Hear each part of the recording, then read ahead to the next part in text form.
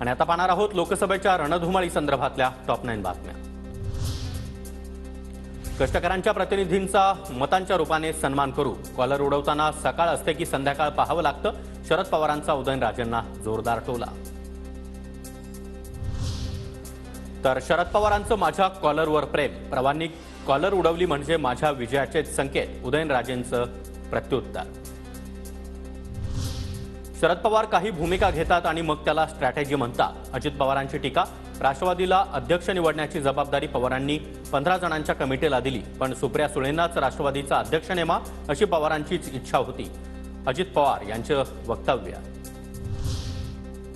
महायुतीला पराभव दिसू लागल्यानं रडीचा डाव खेळला जातोय, तुतारी चिन्हाच्या गोंधळावरून अमोल कोल्हेंची टीका, तर माझा विजय निश्चित असल्याचा अमोल कोल्हेंचा दावा। शरद पवार राज्याच्या राजकारणातील शकुनी मामा, सदाभाऊ खोत यांच्याकडून शरद पवारांचा शकुनी मामा असा उल्लेख। निवडणुकीमध्ये शरद पवारांचा पराभव करायचा आहे, सदाभाऊ खोत यांचा निर्धार।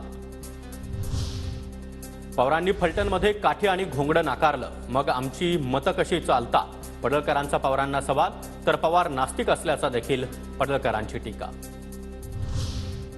ब्राह्मणांचा शाप आता लागत नाही, कारण आताचे ब्राह्मण मटण खातात। नाना पटोले यांचा फडणवीसांवर पलटवार, माझा विश्वासघात केल्यास सत्यानाश होतो, फडणवीसांनी काही दिवसांपूर्वीच केलं होतं वक्तव्य।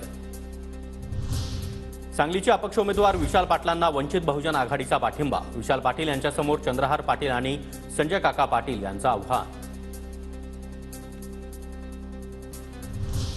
उत्तर पश्चिम मुंबईचे ठाकरे गटाचे उमेदवार अमोल कीर्तिकर 2 मे रोजी उमेदवारी अर्ज दाखल करणार, निवडणुकीच्या लढाईमध्ये आमचा विजय निश्चित, अमोल कीर्तिकर यांच्याकडून विश्वास व्यक्त।